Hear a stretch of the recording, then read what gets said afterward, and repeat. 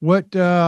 How's your feeling about Joe Biden these days? You feeling better? Feeling better? I mean, about I Joe think Biden? we talked about this last time, but it's like my fear of him blowing it is being replaced by my fear of him blowing it in November is being replaced by my fear of him blowing it starting in January. Right. Like that's just where I'm at now. I do not have any I do not have strong predictive feelings about what will happen in the election, but I do have some about what will happen in the event of a Joe Biden administration. Yeah, I'm equally concerned. I mean, I have to say that I'm still also somewhat concerned about the election.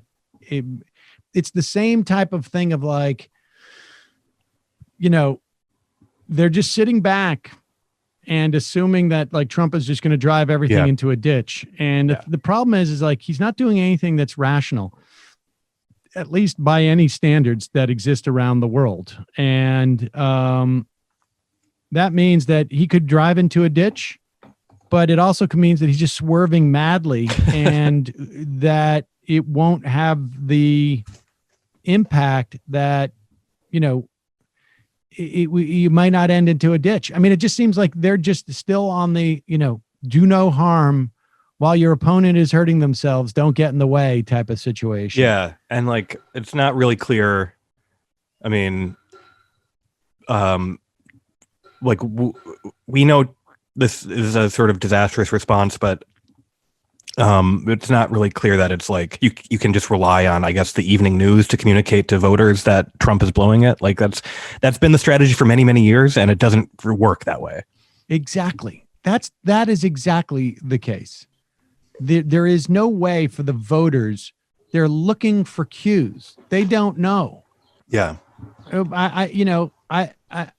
I've spoken to multiple top epidemiologists in the country. I've spoke to economists, and I read this stuff constantly, and I have no idea. I mean, I have a sense of what I should be thinking towards this stuff. Yeah. But like, here's the amazing thing about it. They knew the power of having all of these people go and endorse Joe Biden.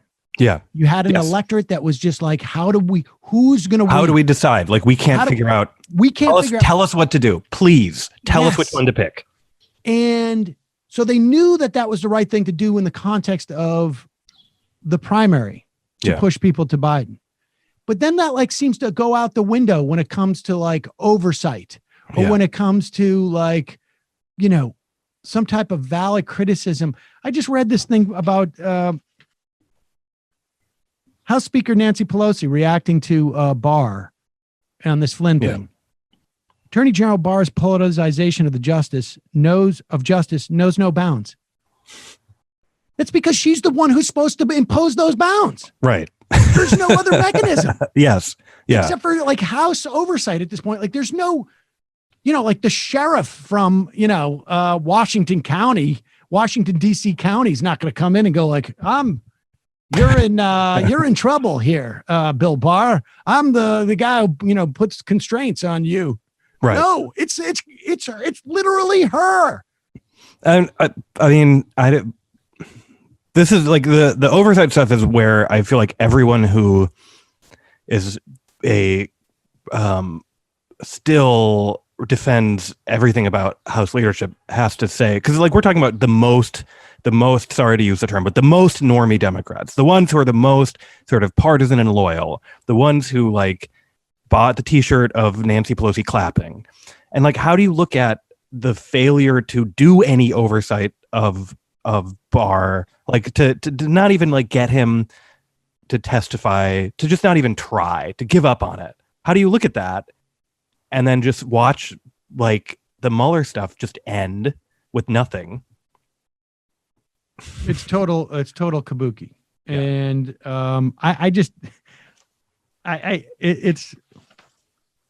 it's just like saying, I can't even come up with an analogy.